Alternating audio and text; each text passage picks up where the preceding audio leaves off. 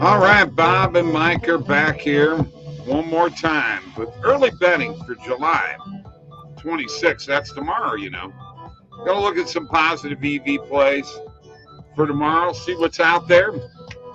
Kind of like our positive EV shows that we do. All right, don't forget the OddsJam Player Prop mobile app, folks.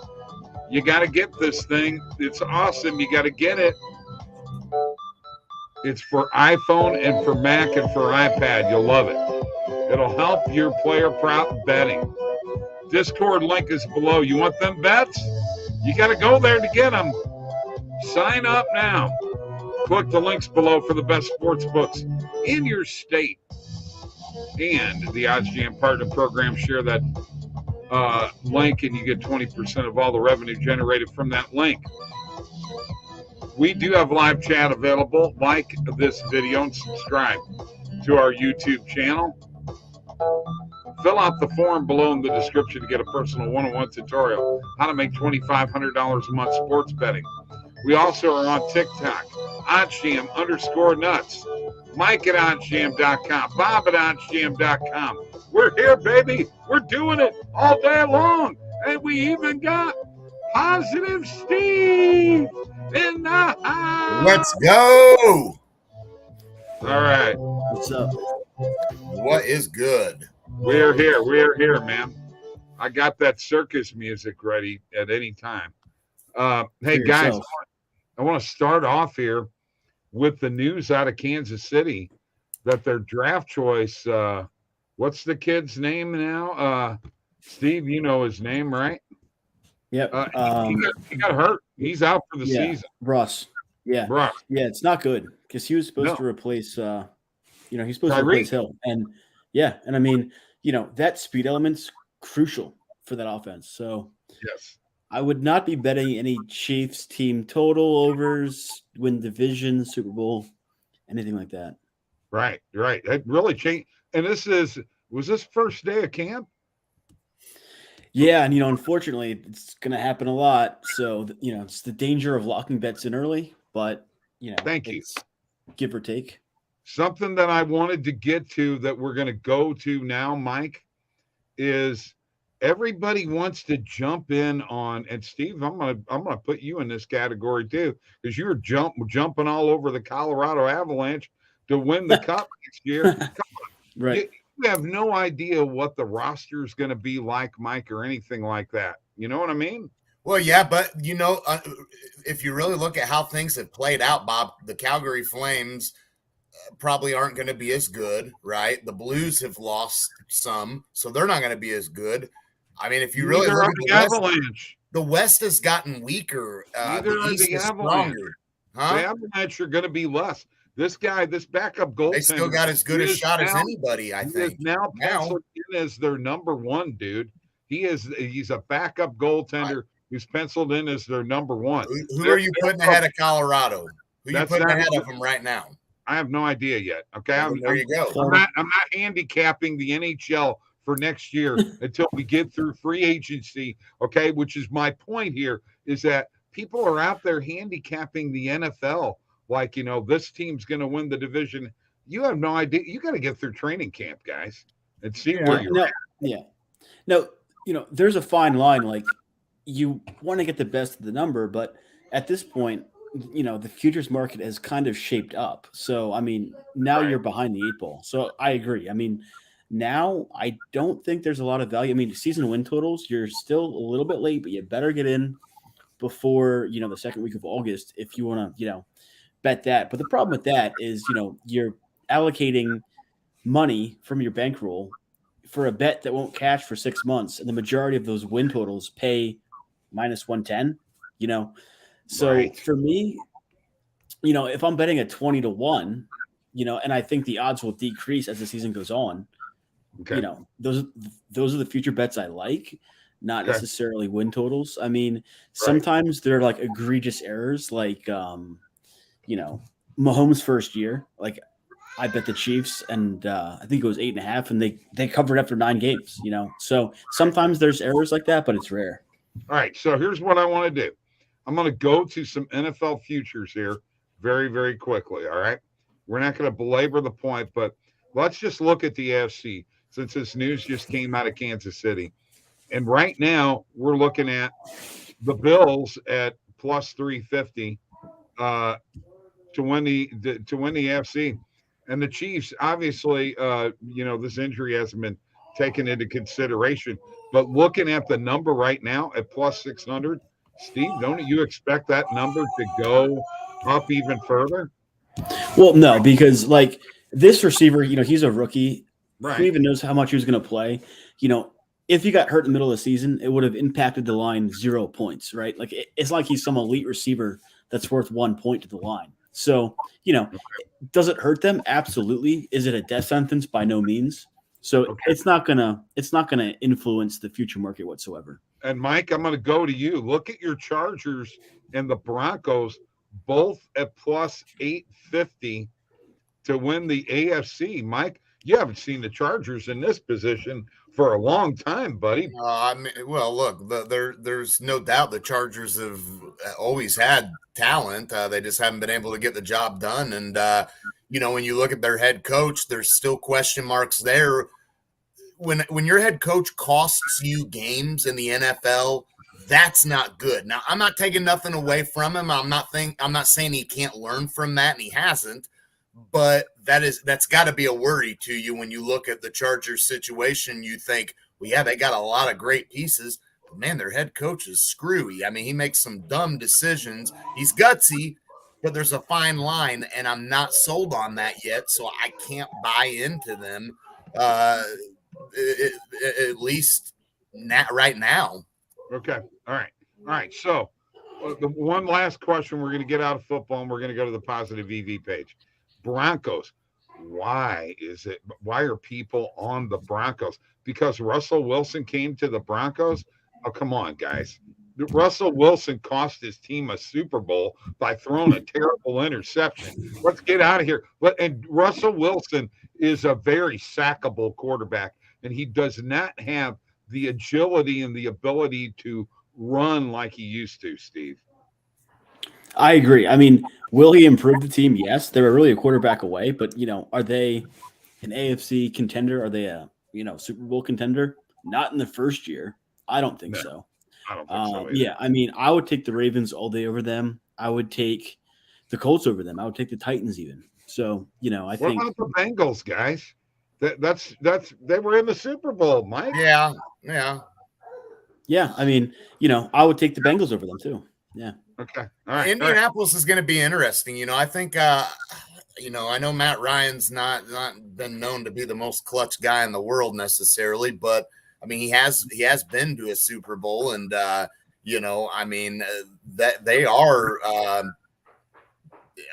in all honesty, probably a solid quarterback away from competing. I mean, you saw whenever they had Rivers there, in his final season, they just about beat Buffalo in the playoffs, and exactly. They could be very interesting. I'm very intrigued by Indianapolis. Looking at that list. You can get them at plus 1,200. Gee, yeah, so, and you can get the Bengals at plus 1,200, and you can get the Ravens at plus 1,100.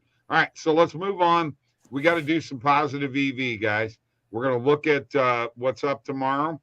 And then we're going to come back here and have a little conversation before we end this show. Bear with me a second while we get to the page and it loads up. In the meantime, let me stop sharing my screen for a second and say, Steve, welcome back. We appreciate you coming on the show. I got one thing I got to ask you. And you put it out on Twitter. Why did your model said Tony Finau? I know. Yeah. Why? Yeah. And let's face it, Piercy fell completely apart. I mean, exactly. Finau has no chance. Exactly. I mean, Finau didn't win it. Piercy lost it. Credit to Finau. He was there, but yeah, that was a user mistake. The model had another outright winner as far as it's concerned. Yeah. And, Finau was the metric, like he was top metrics by a long shot. He had a 15% win percentage, which was the highest since Rom in Mexico.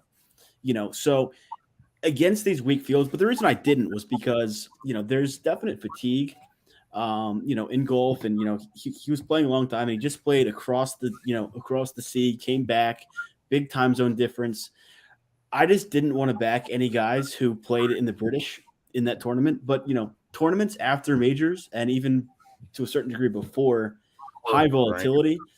Yeah, I mean, it was a horrible tournament. The worst of the year by far.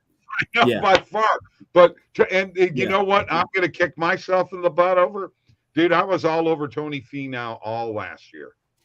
Yeah. And I haven't bet him one time this year, and I'm kicking myself for not doing it because he could have won me. He could have won me some cash.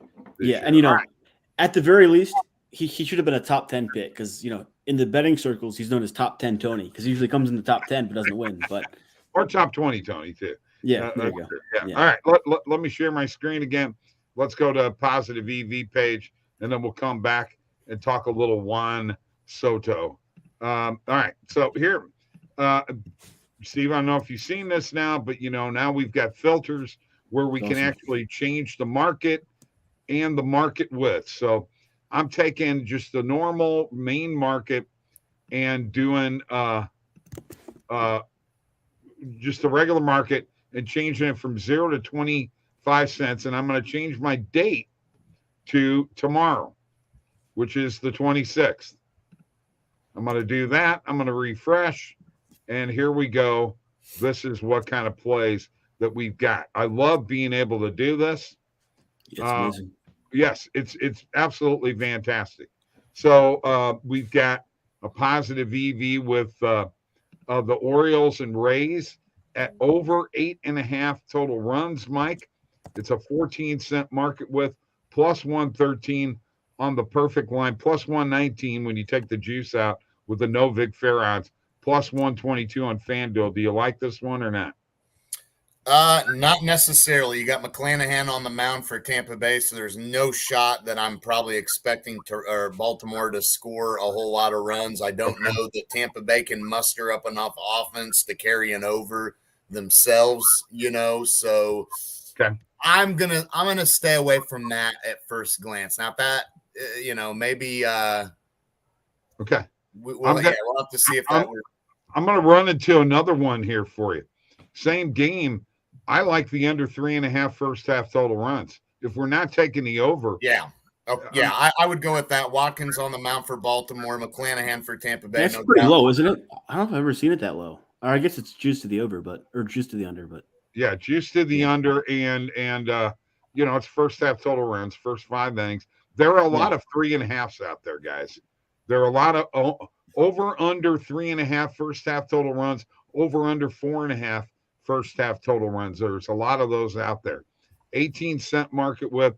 Let's add it to the bet tracker and see how it tracks.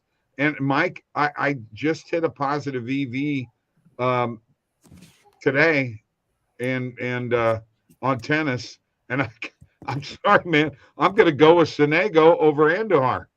Okay. Oh man, I'm going to do it. Yeah. I could save the name too. Yeah. You're becoming a tennis expert before our eyes, Bob. No kidding. All right. Let's change the market, Steve. We're going to pop out of the main and the alternate market, and we're going to pop into the player prop market, and we're going to change our market width to 0 to 40. Let's see. Do we still have our date range? Yes. Now, here's the sad part about this. Right now, no plays. Yeah. So let's see if we change the market width down and if we come up with anything. Right now, no player props for tomorrow. So that's about all we have for bets for tomorrow. Let's just go over them real quick. We just got 2. Sometimes that happens. Orioles and the Rays under 3.5. And first half, though. First half total runs. Yes. Under 3.5, and Lorenzo Sonego minus 3.5 game spread, minus 105 on Caesars. All right, I'm going to stop sharing my screen here for a second. Let's get back to the Juan Soto rumors. Ghetto Crypto's in the house. Let's get to this money. Good people. We're trying, buddy. Orioles, man, they got the bases loaded in the bottom of the second. Let's break it open now. And then Bobby's Rays pick that he went against me on. That's my friend Trisha's pick. She picked the Rays tonight because her daughter lives in Tampa Bay. All right. So there you go. Enough. All right. Sounds so like look, a plus guys. EV strategy. Juan Soto. All right. Steve, you texted the other day and said he's my boy. Said he's becoming a Cardinal. There's nothing etched in stone yet, but right now the word is that the Cardinals are coming up with a pretty big package to send, and it's going to probably include their number one prospect in the organization, Jordan Walker. Remember, guys, the Cardinals have 7 out of the top 100 players in all of baseball in their minor leagues. The rumor also is Washington's really, really high on the Cardinals prospects in particular. So their scouting team.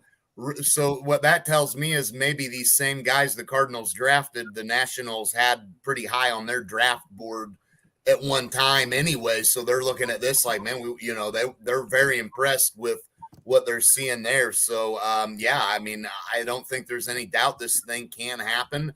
The question is going to be, will Corbin get thrown in the mix? He's got to. Well, yeah, he has to, and that's another thing. I'm pretty sure the Nationals pretty well said you got to have them both.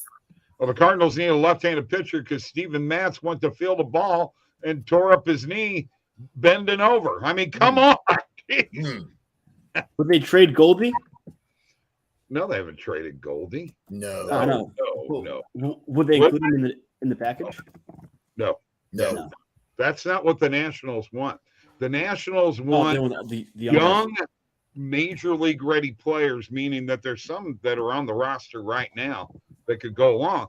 Well, Dylan Carlson, maybe he's in that. Maybe they get him or Gorman.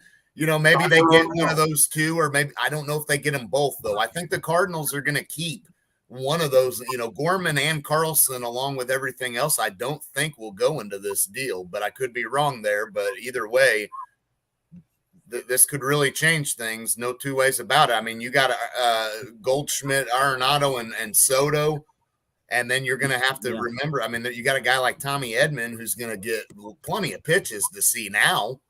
He better hit him. That's all I can say. All right, guys, we're going to go. Let's go back to what we were doing. We'll do this again tomorrow night. Let's do the NFC tomorrow night, champion, all right?